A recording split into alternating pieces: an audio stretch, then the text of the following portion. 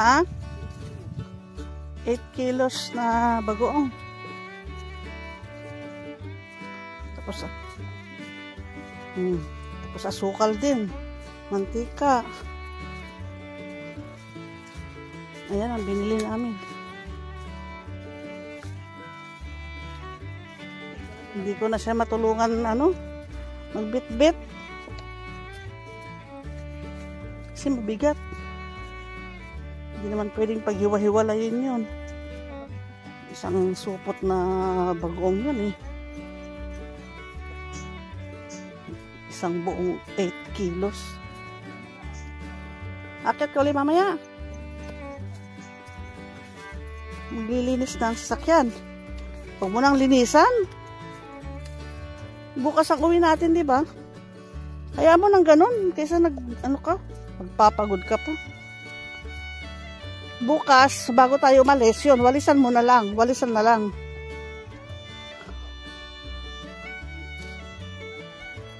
Bababa na kami. Pauwi na kami. Ito, kaya itong daanan, ang putik. Umulan kagabi.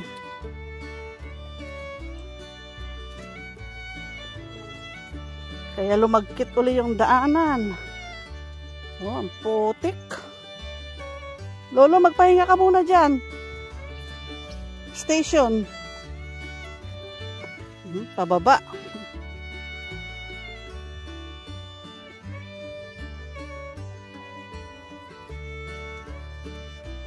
Ay, antayin mo ako. Ba't ang bilis-bilis mo? Hindi ako pwedeng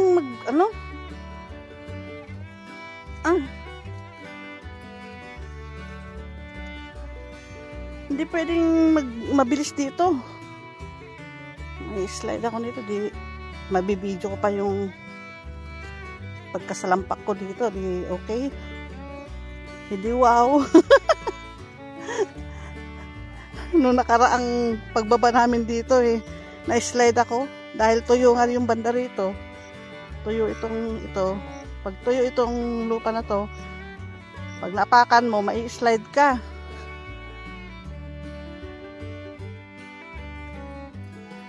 Pag basang-basa, mai-slide ka rin. Kagaya nito. Ito, tuyo to.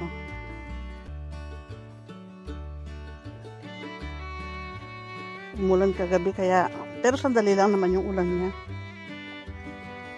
Parang binasa lang niya yung ibabaw. Wala, si Lolo nandun na.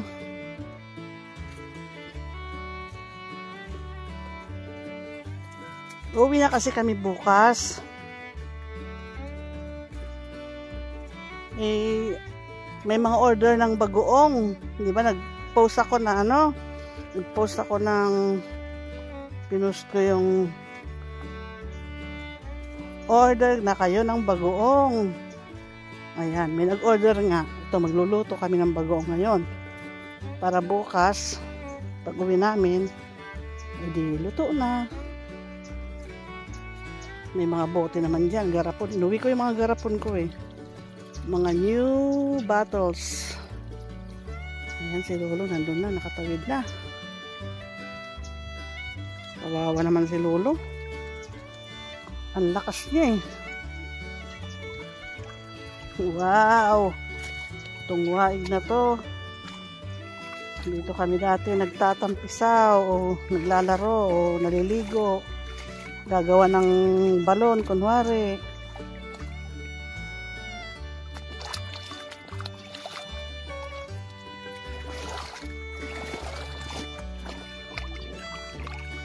Isan ko yung aking bota. Malinaw naman Malinaw.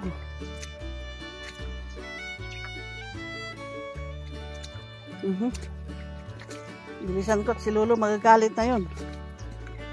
Hindi niya mabubuksan yung Hindi niya mabuksan yung pintuan. Nasa akin ang kandado. Nasa akin ang susi pala.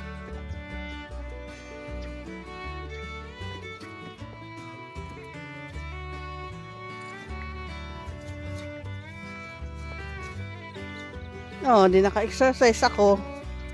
Di ba? Pumunta ako ng palengke. Naka-exercise tuloy ako.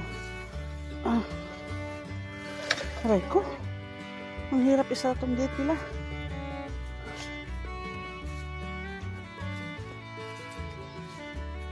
Ay, may duplicate ka pala niyan. May duplicate pala siya. Kaya, nabuksan niya. Ay, salamat. Salamat, Lord. 10:20 ng umaga. Bye-bye.